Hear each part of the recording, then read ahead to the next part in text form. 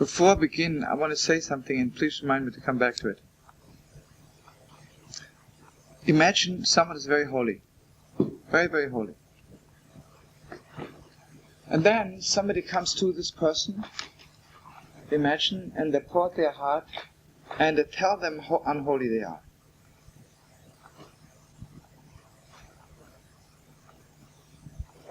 Again, if this person remains holy, that means he doesn't taste what this person is talking about, right? Pouring out their heart, right? Let's put it this way, if you come to a doctor and you tell him, listen, I broke my leg. The doctor doesn't have to go through the pain of breaking his leg, he just knows exactly what to do. When you go to someone to fix your soul, unless this person, mamish, absolutely feels with you, then they can't fix your soul, right? You cannot fix the soul like mechanics, like a plumber, Because the soul is not a plumbing job, right? And even if it's a holy plumbing job, right? Now listen to this. Okay, so let's put it this way. It's a very, very high thing to be holy. But it's also very, very high if you can become unholy in a certain way because somebody else is unholy. So before we begin, again, I have to just bear with me and connect later. Remember the Shabbos before we're reading says, Kedoshim Tiyu, be holy.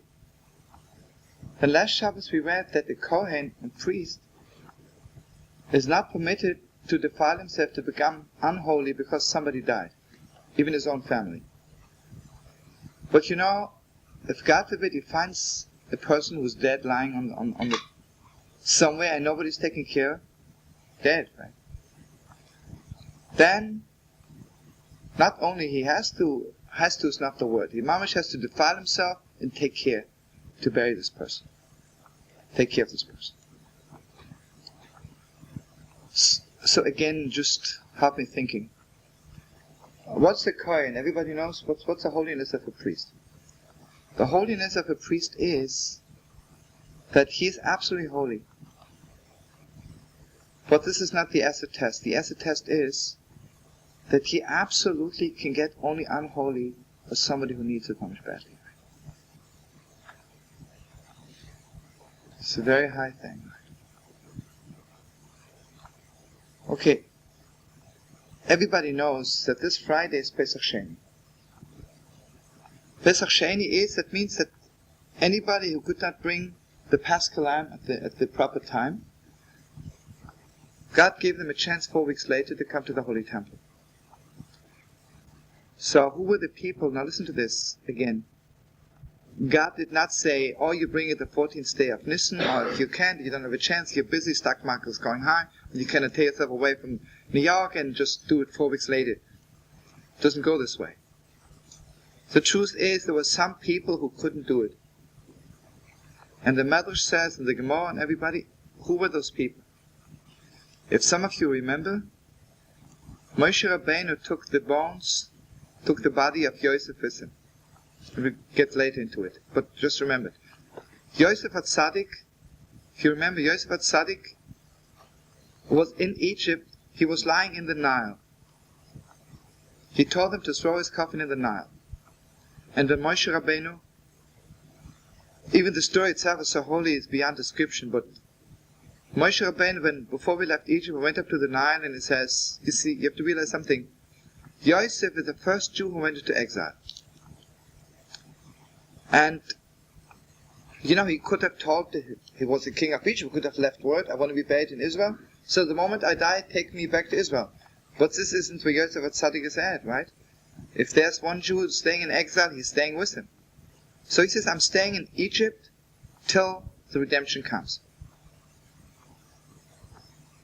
So Moshe Rabbeinu went to the Nile on Pesach morning, and he was yelling out, he says, Yosef, we're leaving. And suddenly, the coffin came up from the Nile, and they carried it the whole time. All the 40 years, Yosef HaTzadik's bones were carried with him. The Holy Ark, At that time, till we had the Ten Commandments, when Moshe Rabbeinu came down from Mount Sinai, the holiest thing we carried, if you remember, through the Red Sea, was Aronu Shel Yosef. And according to the Medrash, after that we had already the two tablets.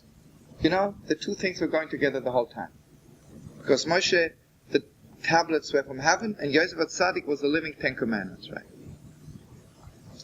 Okay, but the people who carry Yosef HaTzadik were defiled, because if you touch a dead body, if you remember, then you cannot go to the holy temple to bring a sacrifice.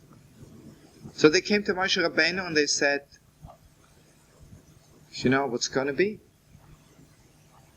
Here, everybody was bringing Paschal Lamb, and we are defiled and we can't bring it. So Moshe Rabbeinu says, wait, I'll ask God. You know what that means? There's two kinds of Torah. There's a Torah which was given from God to Jews, just like this. Then there's another Torah which is given to us when we ask for it. Very, very high revelation, but you have to ask for it. It doesn't come like this. Okay, so God says to Moshe Rabbeinu, tell them to sacrifice the Paschal Lamb 4 weeks later, on the 14th day of Iyar, which is this Friday. Okay, just remember, this Friday afternoon is very high. If you can pass, you should go to the mikveh anyway, Friday for Shabbos, but this is a strong day to go to the mikveh. Immerse yourself in holy water. And Friday afternoon, eat a little matzah. Very, very high. Very, very high.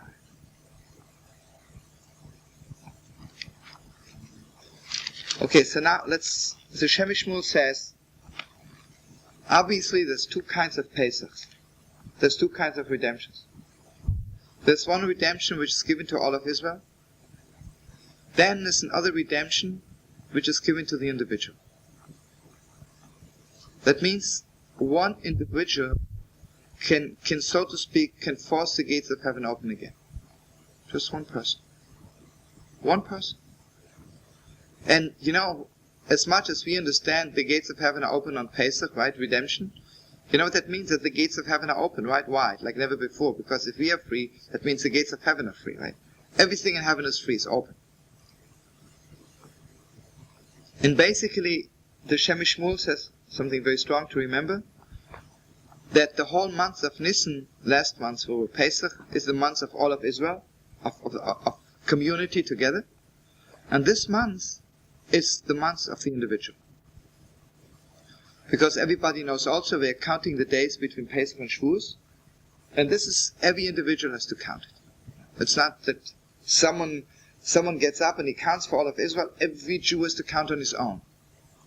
Counting on his own. Okay, basically he says that the sign of last month is a sheep, and the holiness of sheep is sheep never go alone. Sheep is always all the sheep together. This month is an ox. How do you say it? I don't know the English. But what? A bull, yeah. Thank you. So a bull does not go with, every bull goes on its own.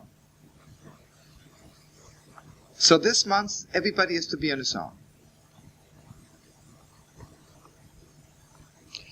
Everybody knows that Pesach Sheini is always approximately about the time of Emor. Emor is the portion of the high priest, of all the priests. A priest is not permitted to defile himself on a dead body. But if nobody else is doing it, and he finds a dead person and nobody is there, then he has to do it. So I want to add something, and then we'll come back to it. Help me think. That the first Pesach is the redemption to become holy. The second redemption, Pesach Sheini, is this utmost holy redemption, which cannot happen to the community, can only happen to individuals. When I became unholy because of somebody else. Somebody else was dead. Somebody else was dead, and nobody was taking care of this person. And I had to defile myself like those who were carrying the coffin of Joseph, right? They had to carry the coffin, although they knew they'll defile themselves. They had to carry it. Somebody has to. And but regardless, you need fixing after that. Pesach Sheini is that fixing. I want to tell you something, the deeper steps.